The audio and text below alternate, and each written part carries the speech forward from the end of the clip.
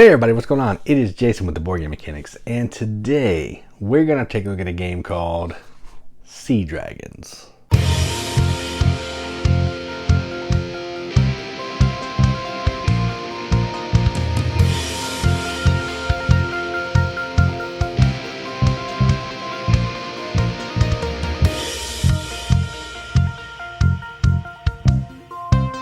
Sea Dragons is a game published by Fractal Wagos, Draco Studios, and Gravitix Games, designed by all of these good people up at the top, with art by one of my favorite board game artists of all time, Weavers and Santiago, which is the whole reason that I backed this game on Kickstarter. Shallow, I don't care. I mean, look at this. That's fantastic. This game plays, let me find it on the box. 2 to 5 players, 40 minutes, ages 8 plus. There's theme in the rule book. Who cares? You're basically, what you're doing in this game is you are playing polyomino shapes, sort of dragon pieces. And you're trying to put these dragons in the water to sink ships of certain colors, because if you can get certain ships sunk, you can score some goals, earn some gold, maybe visit a coral reef, and ultimately to have the most dragons in each of these 4 quadrants to score extra points at the end of the game. That's it. It's basically an abstract game that looks fantastic on the table. We'll talk more about that later. If you want to see how it plays, you can click the link in the video description. Otherwise, stick around here and we'll look at the components.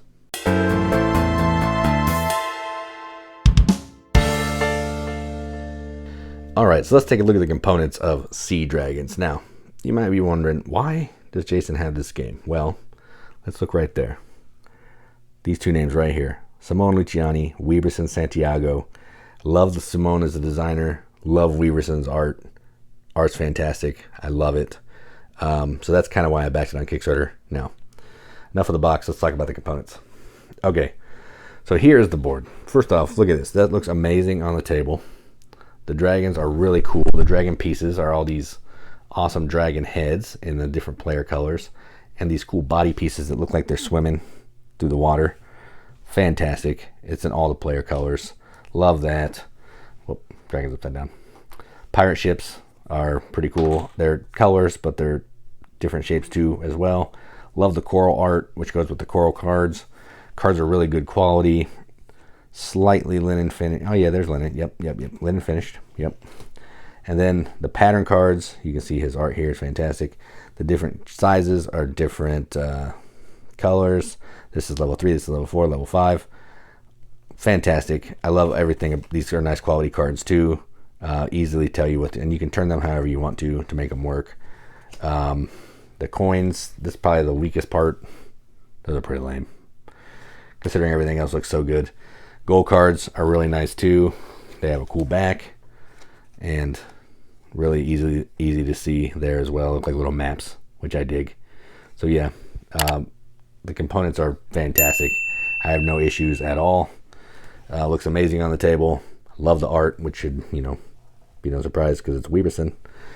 So yeah, components are top notch. That's all I got to say about that. So let's go up to the top and see what we think about the game.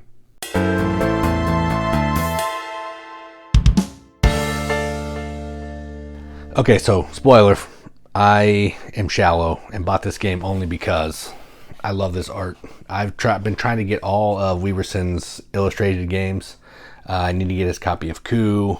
There's this like weird other game like Kelp, I think. This came out around the same time that has this. There's a few games that I don't have yet, but I love the art, and so there we go. But aside from all of that, we played it, and this game is it's a good bit of fun. It's basically a polyomino game, but the gimmick here is you're putting the cool dragons down instead of just tiles to make it look, them actually pop on the board. And you're just trying to put patterns down so you can sink ships. You want to get ships of certain colors so you can complete those contract cards. You want to have more of your dragons in each of the areas so you can score a pile of points. And you're just trying to do the best you can with the certain number of rounds that you get. So however many heads you have, that's how many rounds you're taking. And do the best you can. There you go. The interesting thing that I find different is when you're placing a dragon down, you can't place it next to yourself. So you're always working off of other people's dragons, and when you do that, they get a coin for you placing it next to them. So do you want to place it by the middle where nobody gets a coin? But then maybe your tail will touch them anyway and they still get a coin. So you're just doing all these things that it's an efficiency abstract puzzle. It's basically an abstract game with fantastic production and art. And I'm not normally a huge abstract fan, but look at this. Again, it's not really in the game that much, but the bits are cool and the box is cool. And I'm going to give myself a shallow gamer on this one. I'm going to let myself be a shallow gamer, and that's what I'm going to do. Because I'm allowed to like some games because of the way they look. I don't normally. You've seen some of the games that I like and that I play, and they're definitely not lookers. But in this case, this one is a looker. And I am going to revel in my shallowishness. Yeah, so I'm going to be shallow. And I'm going to give this a rating based on how I feel about how it looks. Gameplay, probably a 7. Okay? But art, production, Weavers and Santiago's name alone bumps this up a whole point. So I'm going to give this a BGM accept to seal. It's going to get an 8 out of 10 on BGG, which is a 4 out of 5 wrenches on an arbitrary wrench scale. That means absolutely nothing. But we like to give the game that we enjoy. So that is Sea Dragons from all those people that I mentioned earlier. I'm Jason with the Board Game Mechanics, and as always, keep gaming.